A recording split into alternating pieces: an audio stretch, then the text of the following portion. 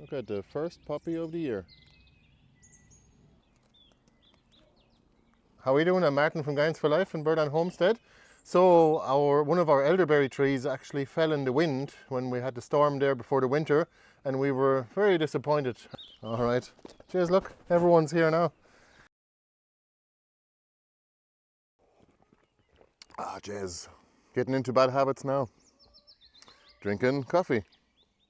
Not every day though. So, do you want to see the new chicken door mechanism? Take a look. So I no longer have to get in over the electric fence to open up each door individually. You can see the rooster is ready to go. He's in there now, looking out the window. So we just pull this lever and watch this. It's like magic.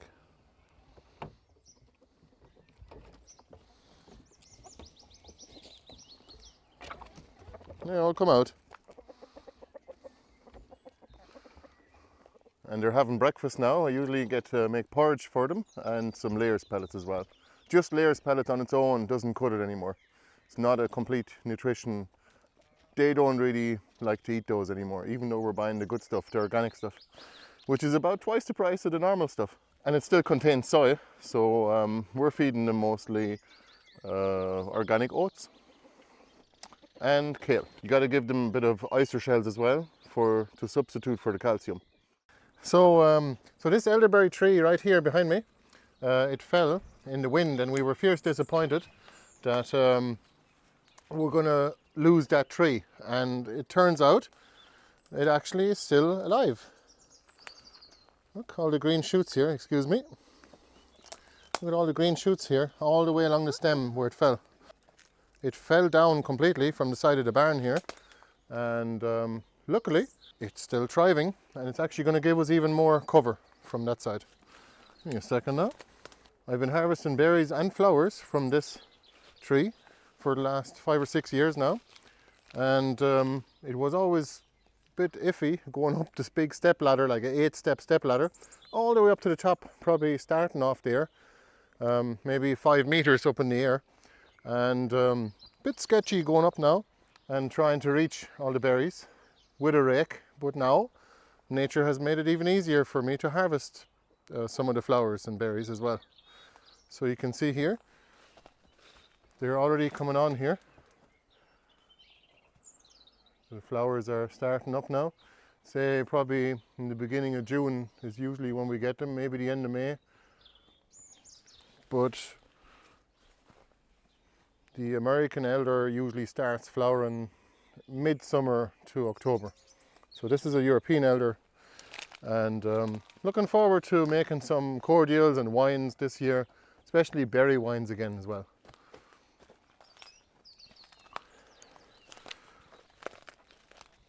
So are you growing any berries yourself? Let me know in the comments. And take a look at this. We just discovered this earlier on today, and so that's the red currants already developing. So they've already been pollinated. Are you excited about berries? Yeah.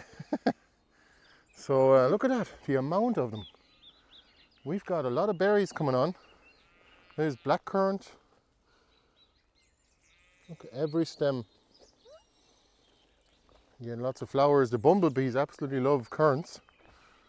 Black currants, white currants, red currants, any colour. And raspberries too, they love.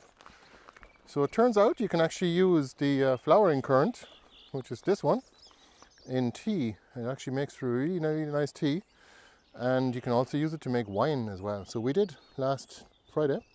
We were running a country winemaking workshop here, and we made some wine using flowering currant and rhubarb. Oh, the back garden is coming along.